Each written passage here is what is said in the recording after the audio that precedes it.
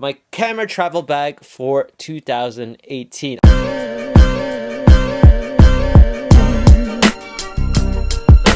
Hey travelers, what is up? What is going on? Welcome back to the channel. Maiku here. What have you guys been up to? I want to start off by apologizing to you guys because I've not been consistent with this channel at all. I have a list of things that were my New Year's resolutions. That was the first thing I failed. I want to start off by saying that I'm going to have a new schedule that I'm going to be posting up every Tuesday, Thursday, Sunday, 7 p.m. Eastern time. That's going to put up new videos. I have a new bag. I got this new Low Pro 450 tactical AW. I don't know what the real name of this is, but with this new bag, it's given me a lot more opportunities to put in more stuff into my kit, which has made me really excited. Some people might think these videos are boring, but I think it's really interesting to kind of see what other people use when they go do photography around the world and how you can utilize some ideas from their kit. For example, I love seeing Louis' kit, I love seeing Ben Brown's kit, but in any case, let's get started. So this was my old bag. This is the In-Case Camera Pro. The reason why I'm moving away from this bag was that one, whenever I rewatched my vlogs, I always thought this bag was kind of dorky. I don't like the shape of it. There's a lot of design flaws with this bag, but was rewatching my older vlogs, I just thought this doesn't really look that good on me. There's a couple of design flaws with this bag. One is that there's a huge, this compartment for the camera is only 4 inches wide, so that means you can't really, and because it's only 4 inches wide, you have to have everything flat along this side of the bag, which meant that space efficiency was really low in this bag. This side here is all for for computers and stuff. The second design flaw is I was using this bag when I was in Europe, and this bag fell over twice off of my luggage, and because I wasn't aware of this at the time, but this top part here is not padded, so my laptop has a huge dent on the corner because I guess this fell over forward and that hit the corner of my laptop first. So not so great for my laptop. The third thing is that this pocket on the side, completely useless. This is not wide enough for anything. I had to sew on another strap in order to like keep stuff into this pocket. But otherwise, would I recommend this bag? It's a good bag.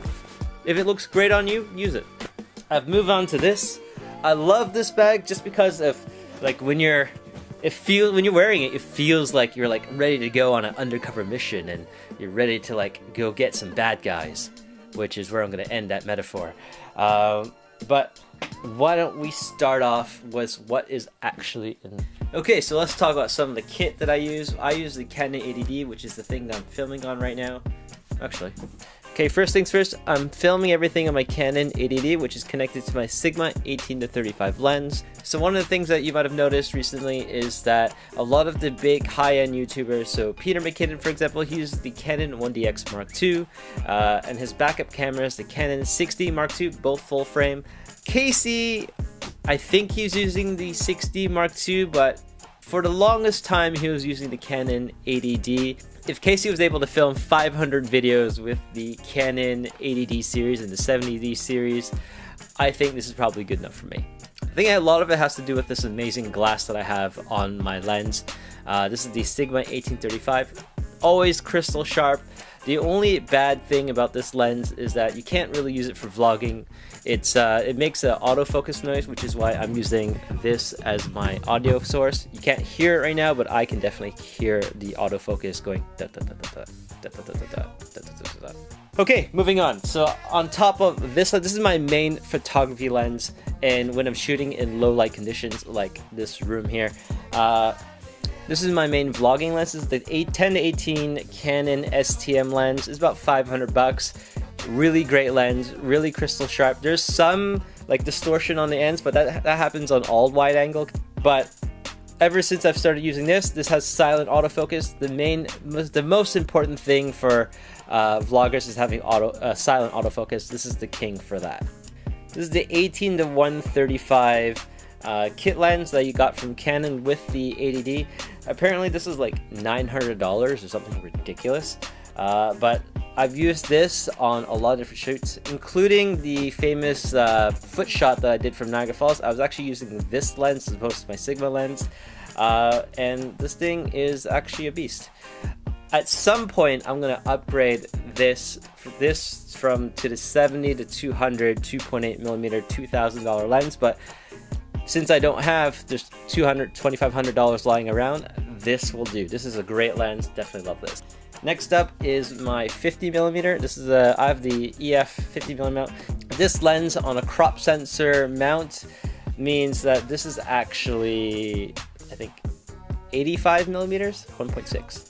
Yeah, about 85 millimeters on this camera, which makes it a little bit too close for majority of the situations I'm using for. Unless I'm doing like portrait photography, that is really what this is limited to. It's 1.8, but my Sigma 18-35 is also 1.8, so I find that I use the Sigma 18-35 as opposed to this in majority situations. Maybe if I'm like shooting something far away, I'll use this, but in most situations I don't use this lens. A lot of people recommend getting this as your first lens. I don't recommend getting this as your first lens. It's cheap. It's like $100. It has a very, very fast aperture, but I don't find it that useful.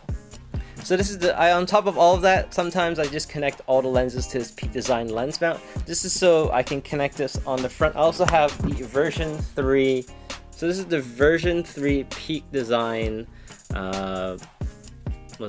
capture mount.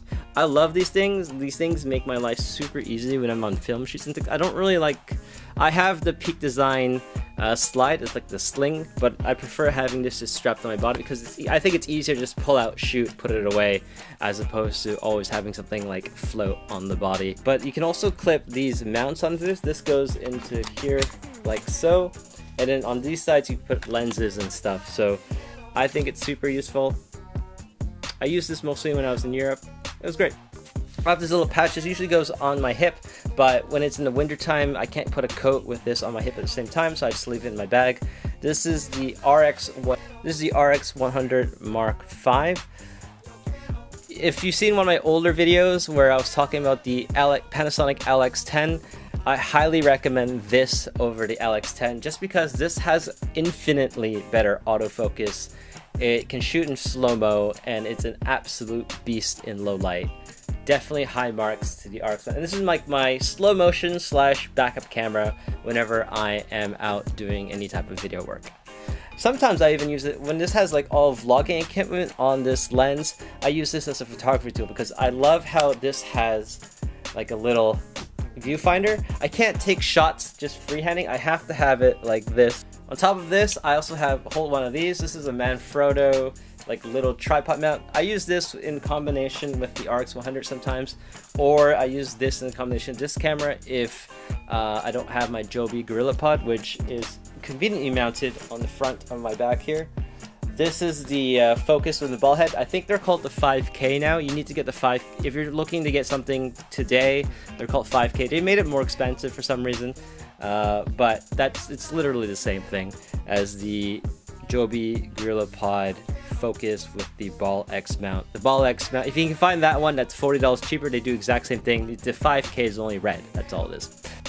Top of that, I also use this. You always need extra batteries when you're on a shoot. This is the Anker 20,000 milliamp battery. I love this thing. This can recharge my phone like 10 times or something crazy like that. So high marks to Anker. Although I might be switching this out for something from Mophie. Mophie has something that has a full AC plug on it. I think that is super cool, and it's just $200 right now, and I don't really want to spend the $200 yet. This is like $30.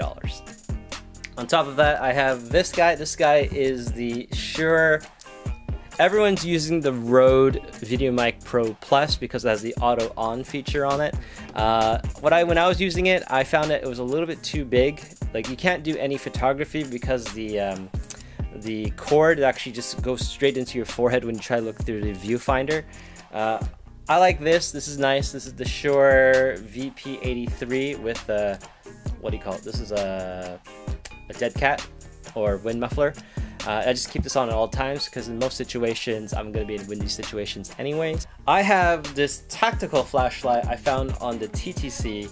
or public transit on the subway one day, and this was an amazing flashlight. This has, I think this is like about 400 lumens, so I use this in shoots where if it's completely dark. I do photography like this using this lens with this flashlight. This is USB rechargeable, which is really cool. It's made by Coast. This is called the HP7R. And this is my go-to flashlight when I'm on my boosted word, when I'm riding in the dark, and when I need this on a shoot. I know that a lot of people have been talking about lume cubes lately. I might get a lume cube at some point, but so far this has been more than enough for any type of situation. On top of that, I always carry a toothbrush and toothpaste with me. You just never know when you're like stranded somewhere and you just want to brush your teeth. I also have this Swell bottle. The reason why you need this is a thermal can. This basically can keep your cold water cold for 24 hours, hot water for 12 hours. This is the travel version of the Swell bottle, which I just picked up last Christmas. And I always find that I never have enough water during shoots, so I always like to have a canister of water with me wherever I go. It's just, being hydrated is important. That on top of that, if you're in freezing conditions and you just want like warm water, you can't take a regular canister with you because then the water will turn ice cold. Same thing if you're in a desert. This is more for travel situations. If I'm in the desert, I need cold water. This is key. This is the Peak Design Slide. This is the first version of that. I got this on sale for like 40 bucks.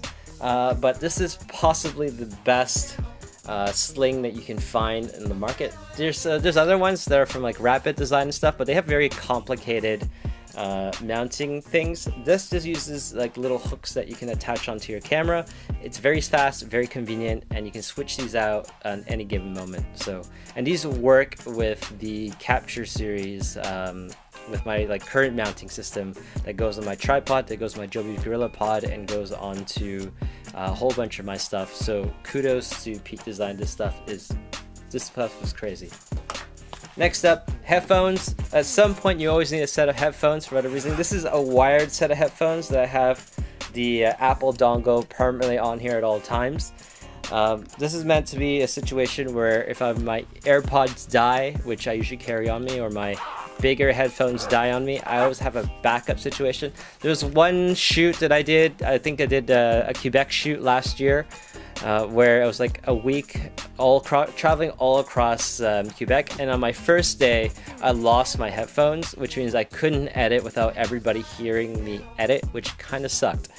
I have a whole bunch of filters. So I have an ND filter, which is meant for bright light situations, and I have a polarizer just in case I need to get rid of reflections of a shot. You know, these are very situational. Next is my GoPro kit. So I have a bigger GoPro kit than this. If I know if I'm going to need GoPros on a shoot, I bring my bigger GoPro kit, which is like 2 bags of this massive GoPro, all the mounts and everything. You know, but in most situations, I find that I don't really need that much equipment. So I have this is like an accessory kit bag that came with my bag. You can actually attach, there's like this mounting system to attach it on the outside of the bag, which I definitely love. I have the GoPro Hero Session, which I have attached to a mounting plate, a Peak Design mounting plate, so that way I can, if it's on my shoulder, it can just be like that.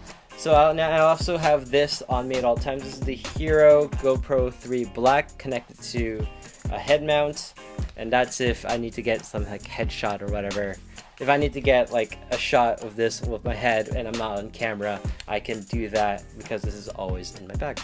Finally, for the last piece of kit, I'm planning to get the Mavic Air whenever it gets released in Canada. I think it's so small. I think it's about this size. It fits in my bag on top of all this other equipment that I have. Right now, I also have the Phantom 3 Professional, which I am planning to not use anymore just because of its size.